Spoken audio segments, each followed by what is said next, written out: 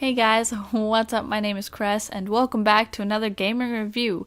This time I'm reviewing the game Knights of Azure. They are made by Gust, and I know it's a little bit of a older game because there is a sequel coming out fairly soon that was delayed in February or so, but it's still coming out. But I figured that since I did finish it and I thought I have a lot of opinions about the game, that I'll just do a review on it and kind of get a little bit more noticed, if anything, because I know it's probably not something that's highly, oh hey, look what they did, compared to some other games that are under Koei Tecmo as well. So this is going to be a non-spoiler review, so I'll just kind of talk about what trailers show you basically in terms of the story, but I don't really have anything, like any problems with how the story was itself, so I'm just gonna keep it spoiler free for you guys. But let's get to it, shall we? So starting off, you're playing as a lady named Arnis who has like a partner in crime. Her name is Louise, I think. Also Japanese. I don't speak Japanese, so pronunciations are a bit different, but I think it's Louise. And you are the demon hunter, and she's the priestess. She purifies the blood that you get from the demons, because demon blood is bad in this game, and you want to purify as much as you can. So you're staying at a hotel, and you meet other people along with the hotel manager along the way. So it's kind of a small group of people. There's not too many characters and whatnot, but that's the gist of the story, and really all you need to know. I suppose I could mention that, there's like 5 different endings, but I don't want to get too into those. So I think a major thing that I personally want to talk about is the mechanics of this game. So as you can see, it's a hack and slash, and to me, you can't really go wrong with hack and slash that much. Personally, I really enjoy hack and slashes, and so long as the frame rate is good, I don't really see any sort of problem. Obviously, you have to have a good weapon system and that kind of thing, but most games tend to do it justice. So in this game, you have a selection of 4 different weapons, something else, but spoilers, so I'm not going to mention that. And you also kind of have a transformation feature, so you're able to get a few different forms that I won't show you in this video either, because that could be considered a spoiler. At least 2 of the forms are, so I'm not going to show them, but they're really cool and they play completely different from each other.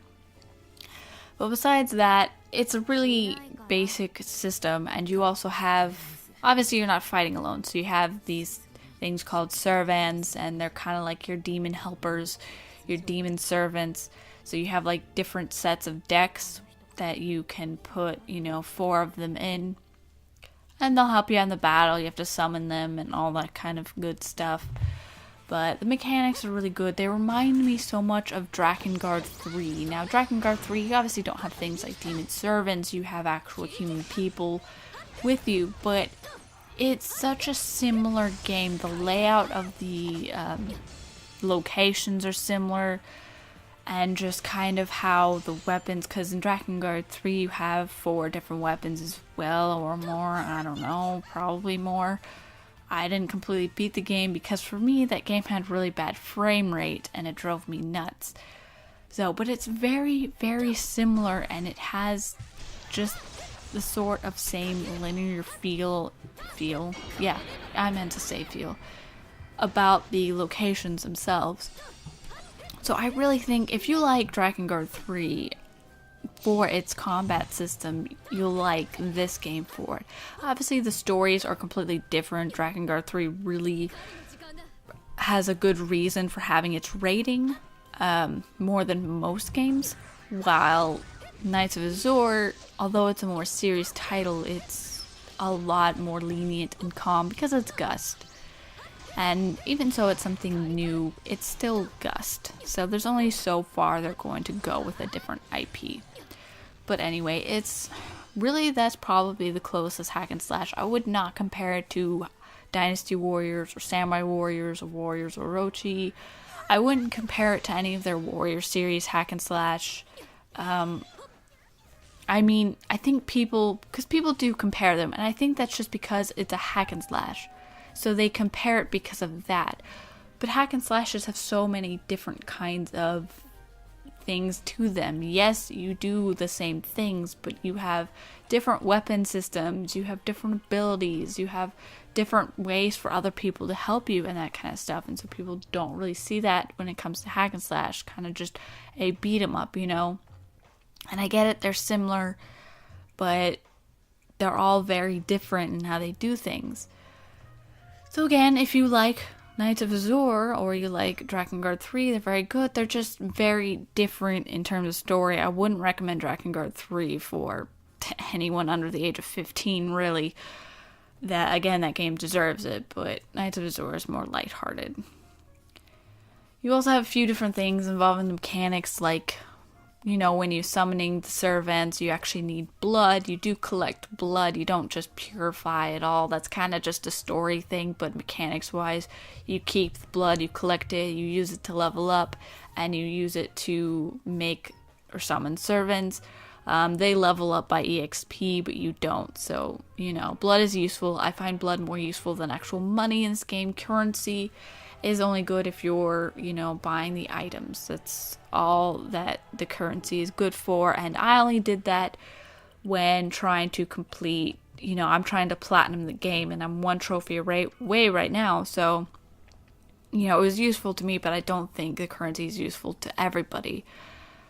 So, it's a lot better to farm for blood if you want to level up, and eventually it gets really hard to level up, and you don't have that many levels. Max is 10, 11, and so again, the game isn't that long. It has about 8 chapters, so you don't need to level up super much, and the items that you can equip can really help you out. And really, it's all about your servants. You gotta focus on what they're doing a little bit more than yourself. But other than that, mechanics aren't that bad. You have quests that you can go do. You have the arena. There's another, Hall of Infinite Darkness, which I've only done a few times, but that place is just murder. And the hardest difficulty is just that place. But the arena is how an arena is. You kind of just do all these challenges and all that kind of stuff, and they are different from each other. And the quests are so boring. I don't like them. I don't like how the quests were implemented. I don't care about doing any of the quests. You have night quests and you have day quests because, there's a night and day system, although you really only play during the nighttime because that's where the demons come out. So obviously, being a demon hunter, you're going to spend more time awake at night.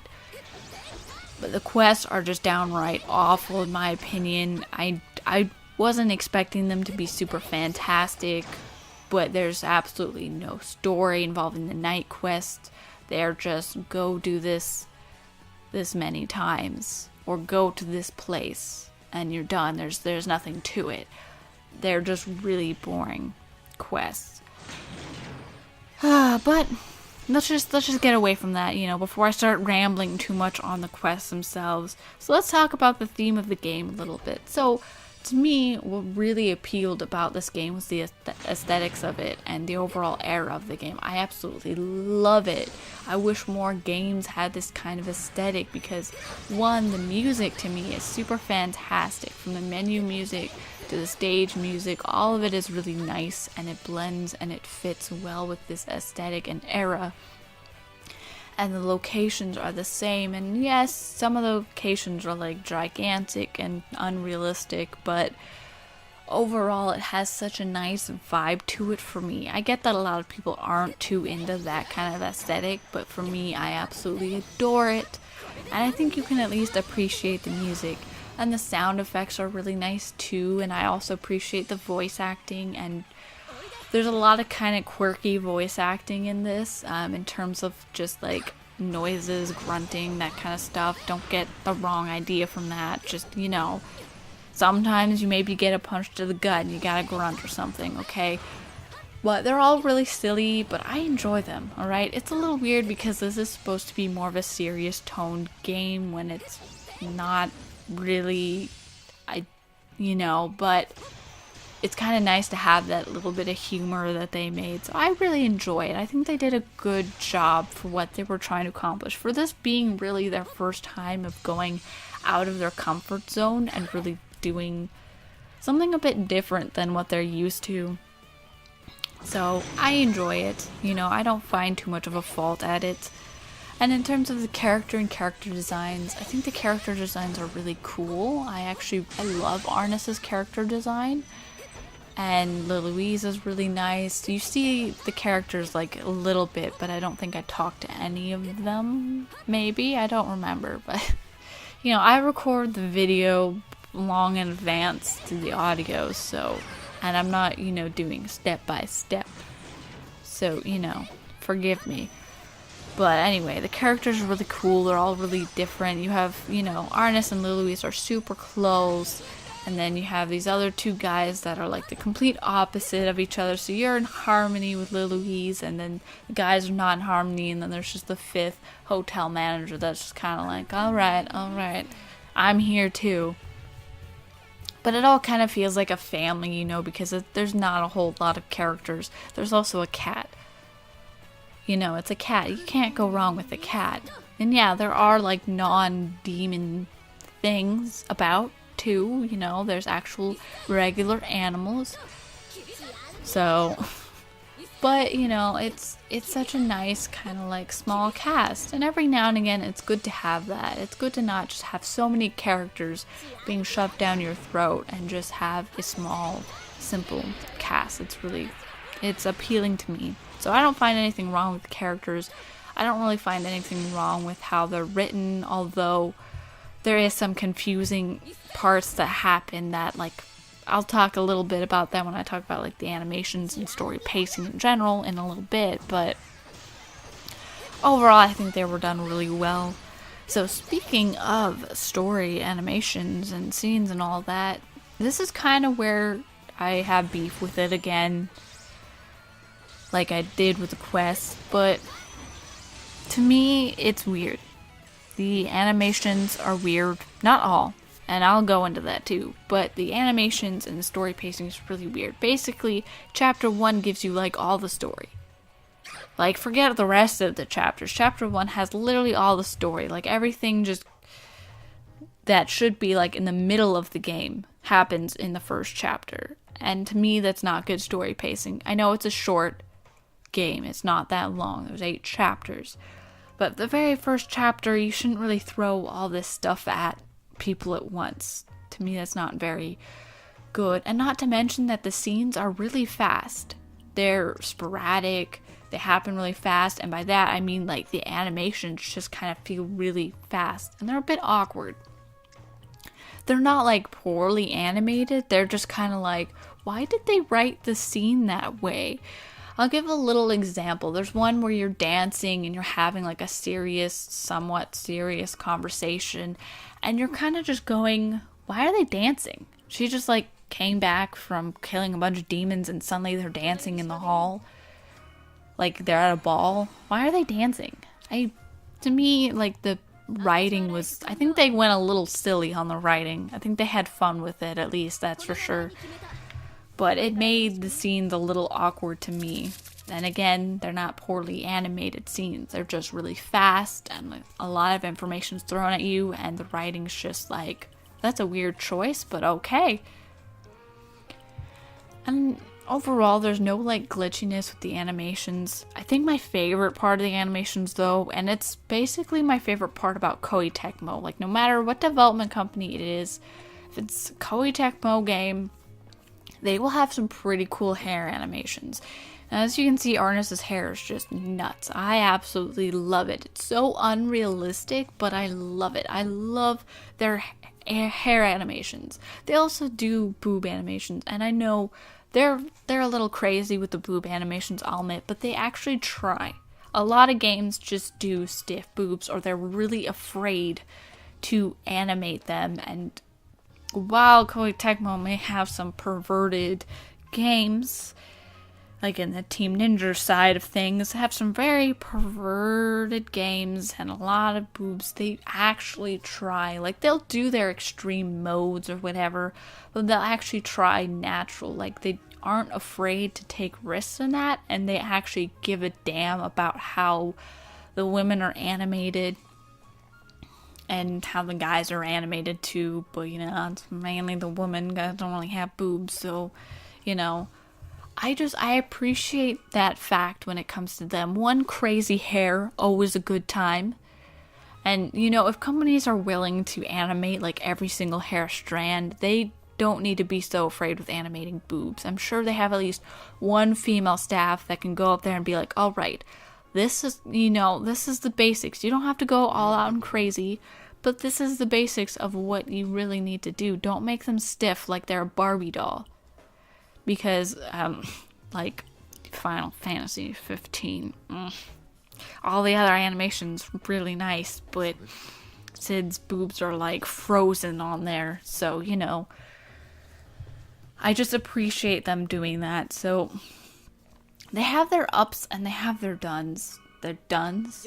Good job, me. They have their downs. I don't know what duns isn't even a, like, I don't think you can make a plural out of that. But anyway, I think that's all I really have to say about the game. So overall, I'd give this game a 7. It is not a fantastic game. It's no Horizon Zero Dawn, which I absolutely love, by the way. But it's not the worst game in the world. It's an average game, and I think it's a good stepping stone for Gust if they want to continuously go on a more serious route with new IPs. And the sequel, although I think the sequel is even more like pervy than this. But you know, whatever they want to do, you know, I don't really care. As long as it's done well, I don't care. But I'm hoping that, you know, they will take all the lessons that they learned from making a game like this and go on, because I think they have the potential to do that. But this game is lacking the serious tone that they wanted. Again, they were still a little bit too silly with their scenes and animations.